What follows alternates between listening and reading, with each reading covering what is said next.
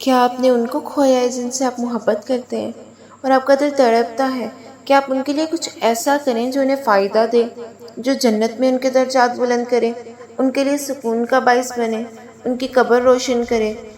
تو آپ یہ 3 چیزیں کثرت سے کر سکتے ہیں۔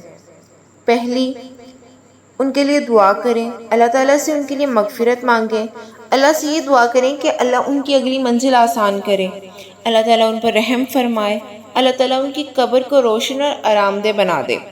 دوسری، ان کے لیے صدقہ جاریہ کریں۔ صدقہ جاریہ یعنی کسی ایسی جگہ پر پانی کا کولر لگا دیں جہاں سے آنے جانے والے مسافر پانی پی سکیں، کسی مسجد کی تعمیر میں حصہ ڈال لیں، قرآن یا کوئی اور دینی کتاب تقسیم کریں، کسی یتیم یا غریب بچے کی کفالت کریں۔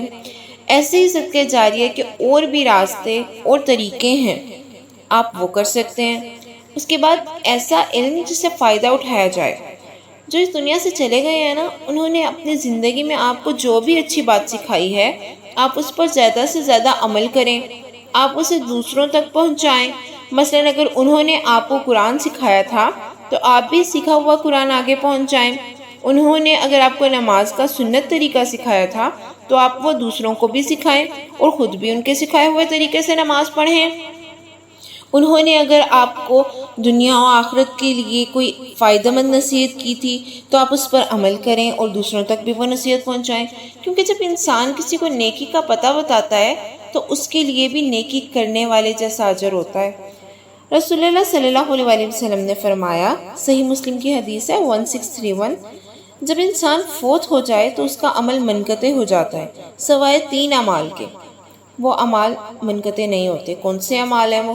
صدقہ جاریہ یا ایسا علم جس سے فائدہ اٹھایا جائے، یا نیک اولاد جو اس کے لیے دعا کرے۔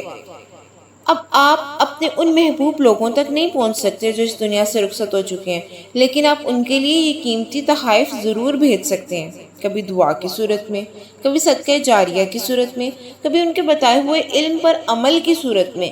یہ تحائف ان کی روح کو سکون دیں گے، ان کی قبر کو روشن کریں گے، ان کے درجات بلند کریں گے، ان کی اگلی منزل آسان کریں گے۔ اس سے بہترین تحفہ دنیا میں اور کوئی نہیں ہے کہ کسی کی غیر موجودگی میں آپ اس کے لیے دعا کریں، آپ اس کے لیے صدقہ کریں، اس کی اچھی باتوں پر عمل کریں۔ یہ محبت کی سب سے خالص صورت ہے جو بچھڑ جانے کے بعد بھی زندہ رہتی ہے دوبارہ ملنے تک۔ جنہیں محبت دکھانا ناممکن ہو گیا ہے ان تک اپنی دعاؤں اور صدقات کے ذریعے محبت بھیجیں۔ جو نظروں سے اوجھل ہو گئے ہیں اب انہیں اپنی دعاؤں میں حاضر رکھیں۔ بڑا رحمان ہے ہمارا رب، جو ہماری اس محبت کو جو ہم ان لوگوں تک اپنی دعاؤں اور اچھے اعمال کے ذریعے بھیجتے ہیں ان کے لیے رحمت کا ذریعہ بنا دیتا ہے۔ ایسے دل کو ایک سکون سا ہو جاتا ہے کہ ہم ان کے لیے کچھ اچھا کر رہے ہیں، ہماری محبت ان تک پہنچ رہی ہے۔